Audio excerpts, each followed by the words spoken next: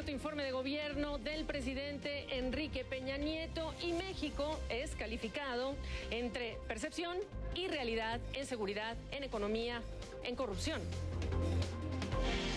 Hay otros temas de importancia para los ciudadanos en México: la inseguridad, la violencia en el país, el descontento social expresado además en las últimas encuestas, las más recientes, y una economía en desaceleración son algunos de los factores sobre los que deberá rendir cuentas el gobierno mexicano a partir de septiembre, porque el primer día del mes el presidente Enrique Peña Nieto entregará su cuarto informe de gobierno.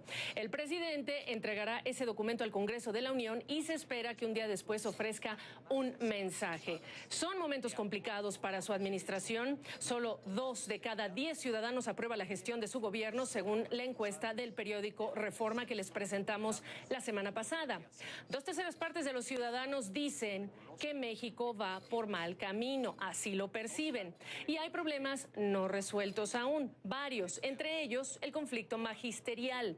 Los trabajadores de la educación que rechazan la reforma educativa emprendida en esta administración. En riesgo está el calendario escolar para miles de estudiantes, porque ya el próximo lunes se marca el regreso a clases para más de 25 millones de niños. Los estados de Michoacán, Guerrero, Oaxaca, Chiapas y también una parte de lo que es la Ciudad de México quedaron afectados por estos bloqueos e interrupciones de vías, y los empresarios reclaman un fin a estos bloqueos de vías y caminos, que se haga valer el Estado de Derecho para impedir que sigan perdiendo dinero, y ya interpusieron un recurso judicial contra estas autoridades, las locales y las federales, acusándolas de omisión, de no detener estos bloqueos, impedirlos. Semanas antes de rendir cuentas a la nación, el presidente dio, por cierto, una entrevista a Televisa en la última semana ya del conductor Joaquín López Dóriga de su noticiero estelar. Durante esa conversación, el presidente habló también de estos temas y uno más, el que está relacionado con el pago de impuestos en el año 2014 del condominio en Miami que tiene su esposa, pago que reconoció haber hecho su empresario amigo Ricardo Pierdant. Un caso reportado originalmente por el diario The Guardian y que desató dudas sobre conflictos de interés. ¿Por qué? Bueno, porque hay un precedente. El caso previo es el de la Casa Blanca. ¿Qué dijo el presidente? Sus palabras. El tema de la llamada Casa Blanca. Sí. ¿Qué pasó ahí, presidente? ¿Qué ha pasado con la Casa Blanca? Ahí no hubo una reacción. Ahí, no sé, es un tema que está latente. Mira, Joaquín, que va a estar ahí. Qué bueno que lo tocas, porque es un tema, primero, que, como es conocido, no se trató de una ilegalidad. Sin embargo, que fue un hecho que generó percepción de que se había hecho algo equivocado. Por eso yo, no hace mucho y en más de una ocasión, ofrecí una disculpa por lo mucho que este tema había lastimado a las instituciones, la credibilidad de las instituciones, la credibilidad del gobierno, porque si bien, como se hizo una investigación, fue un hecho que no incurrió en ninguna ilegalidad, sí generó una percepción de corrupción. Y si me dijeras, ¿lo hubiese hecho distinto o hubiésemos hecho este tema de forma diferente? Sí, porque creo que esto deja claro que no solo se trata de actuar con apego a la legalidad, sino evitar, y más cuando se trata del presidente, de evitar que haya una percepción que involucra algún hecho de percepción. Una conversación en la que la palabra percepción estuvo presente en más de una ocasión en las respuestas que dio el presidente Peña Nieto a este periodista mexicano. Yo quise convocar a un experto, un consultor, politólogo, Alfonso Zárate, profesor y analista de México, para hablar de México y entre la percepción y la realidad. Y qué gusto verte en persona. Para mí es un gusto también, Gaby. Empecemos con lo que ha dicho el presidente. Se generó una percepción de corrupción por el caso de la Casa Blanca. ¿Coincides? Yo creo que sí, en el sentido de que hay una percepción, pero no en el sentido que el gobierno pretende, que la percepción es contradictoria con la realidad. Es decir, lo que a mí me gustaría señalar es que hay un síndrome en los personajes del poder, que es un síndrome que está presente en todos los tiempos, en todas las épocas y también en todos los espacios. Los grandes hombres de poder tienen la impresión de ser incomprendidos. de que la gente no está reconociendo la magnitud de las obras, la forma en que están transformando estructuralmente a sus países. Y uno tendría que preguntarse por qué los gobernantes, por qué los presidentes creen que la gente no está valorando lo que están haciendo. Yo creo que esto ocurre por varias razones. Una primera es porque el cúmulo de temas que tienen que llegar al despacho del presidente de la República es inabarcable. Entonces no habría forma de que el presidente manejara toda esa información. Lo hace ¿cómo? A través de sus hombres de confianza, que son aquellos que reciben la información que proviene del gabinete, de las agencias de inteligencia del Estado, de los poderes fácticos que quieren influir en el presidente, y con todo eso arman un collage y al final de cuentas, de acuerdo con su propia visión, su propia percepción o sus propios intereses, le presentan información ya digerida al presidente de la República. En segundo lugar, Gaby, porque la agenda del presidente está sobresaturada. Yo pienso que hasta Luis Echeverría, los presidentes, digamos, anteriores a Echeverría, se dedicaban mucho tiempo a gobernar.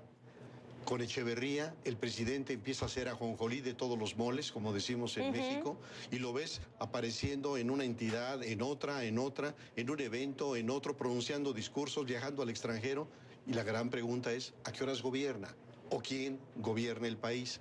En tercer lugar, porque se acostumbra en este país las giras. La oficina de la presidencia tiene una oficina que se llama Coordinación de Giras Presidenciales. Sí. Bueno, esa oficina, al final de cuentas, palomea a dónde va el presidente, pero hace lo que se llama una pregira. Entonces es un recorrido previo, de tal manera que estos agentes de la presidencia definen las rutas, los caminos, los destinos, y al final de cuentas muchas de esas visitas del presidente son absolutamente edulcoradas. Lo que ve es una escenografía, no es la realidad, sino aquello que le quieren mostrar. En cuarto lugar, porque hay una tradicional lambisconería de la clase gobernante. Entonces, si tú ves las declaraciones del presidente del PRI, de Enrique Ochoa, dice, el principal activo de nuestro partido es el presidente.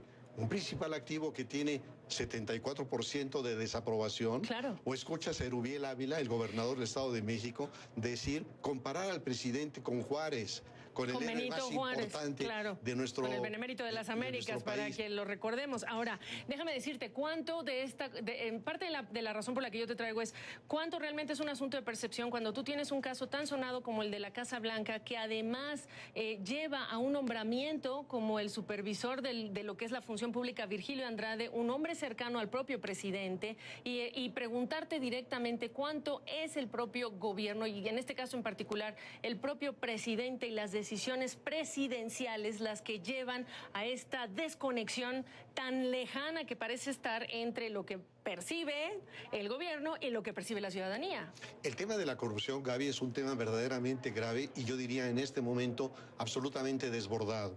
Y no diría solamente la presidencia, Lo grave en este momento es un aprovechamiento de los recursos de los alcaldes, de los gobernadores, de funcionarios federales. Es una percepción real, es decir, eso está ocurriendo. Y el tema de la Casa Blanca, por ejemplo, yo le sumaría el tema de la Casa de Ixtapan de la Sal, la Casa de Malinalco para el secretario de Hacienda, pero esto hay que asociarlo a lo siguiente, que las empresas que dan estas concesiones, estos favores, son empresas enormemente favorecidas por la clase política del Estado de México. Ni siquiera con Peña Nieto, antes con Arturo Montiel, antes aún con Alfredo del Mazo. Entonces, si tú revisas esas empresas, Grupo IGA, OHL, Hermes, San Román, es un grupo muy pequeño de empresas que se han hecho inmensamente ricas con contratos, con privilegios. Así que el tema de Casa Blanca es apenas una punta del iceberg de una situación de impunidad todavía total, y de corrupción. Y gravísima. Y yo te diría, percepción o realidad, 76% de los ciudadanos, Alfonso Zárate, percibe que el país va por mal camino. ¿Percepción o realidad? No, es una realidad. Es una realidad evidente porque además de que la gente lo está sintiendo, están contrastando lo que están sintiendo en sus bolsillos y en su cotidianidad con las bendiciones que el presidente y el candidato Peña Nieto plantearon desde su campaña. Cómo las reformas estructurales iban a generar tantos beneficios para la sociedad mexicana que no se perciben, como en el caso de la reforma energética. Claro. El tema de la inseguridad, no se diga. Claro. Y entonces, al cuarto informe de gobierno, para cerrar, Alfonso Zárate, nos llevaremos la percepción del presidente, veremos reflejada la realidad del ciudadano. ¿Qué esperas para ese cuarto informe de gobierno, para cerrar? Lo mismo de los anteriores, es decir, yo creo que el informe de gobierno de este país debe de modificarse. Es decir, no es un ejercicio real democrático de evaluación. El presidente informa lo que quiere, omite lo que quiere, da el enfoque muy constructivo, muy positivo del país, que se contrasta totalmente con la percepción de la realidad. Ojalá que más adelante avancemos hacia un método, un sistema que permita que el presidente informe con datos duros que nos demuestren si realmente el país está avanzando en materia de seguridad, en índices de desarrollo humano, de bienestar de la población. Creo que dista mucho de eso y que lo que vamos a escuchar el día 2 de septiembre en el mensaje político del presidente va a ser una visión edulcorada y ojalá que no cometa el mismo error del año pasado de tener como invitados especiales a los mismos presidentes de las empresas beneficiadas con contratos enormes de obra pública y de concesiones de su gobierno. Bueno, pues estaremos hablando de ese tema, si nos lo permites, contigo, Alfonso. Será un gusto, Gracias. Gaby. Igualmente aquí. Gracias. Bueno, profesor Alfonso Zárate, y ya lo escucharon ustedes, percepción o realidad, no importa si no es la de México, la de su país, de donde quiera que nos estén viendo, en redes sociales, @GFrías, vía Twitter, ya leyendo lo que ustedes tengan que decirnos sobre este y el resto de temas que tenemos preparados esta tarde.